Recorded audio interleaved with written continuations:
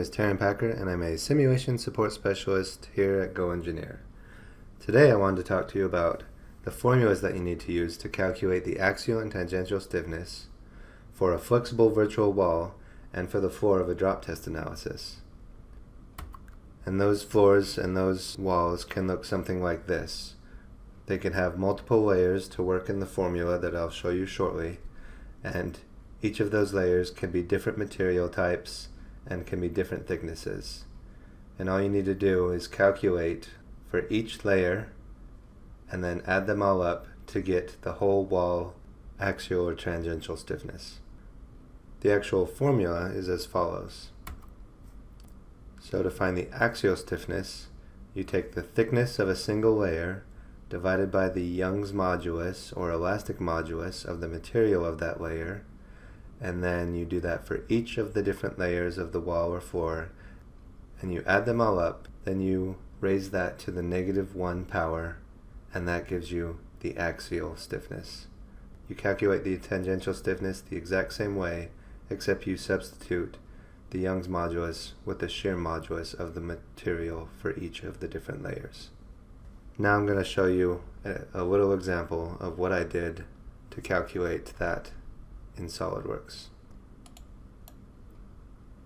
So I made a virtual wall contact set where I chose this back face of a bracket to connect with this plane, and this plane is going to be a simulated virtual wall of a ceramic porcelain type.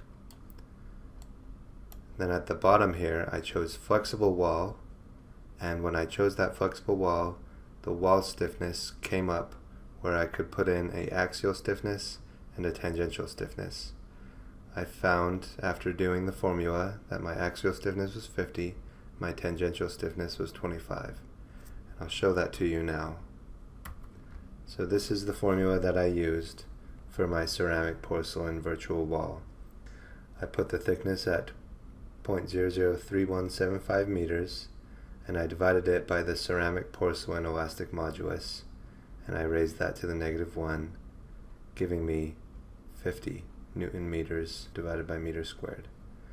The tangential stiffness, I just substituted the elastic modulus with the shear modulus, came out to be 0.04 raised to the -1. That came out to be 25 Newton meters divided by meters squared. So that's an example of how I made a virtual wall in this simple simulation. And the stress analysis for this simulation can be seen here. The drop test, on the other hand, is just a tiny bit different.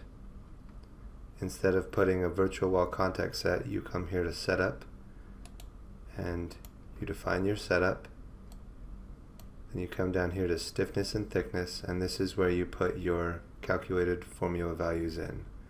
The normal stiffness is the axial stiffness, so I put 50 in there.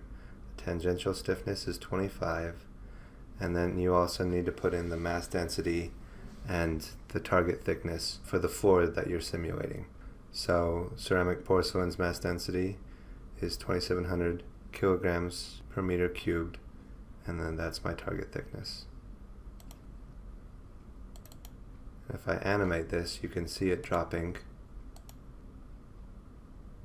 and you can see the stress distribution as it drops. There are a few assumptions that go along with these formulas. Basically, they won't work if you're not in a linear elastic material model. They won't work if you're in a large displacement.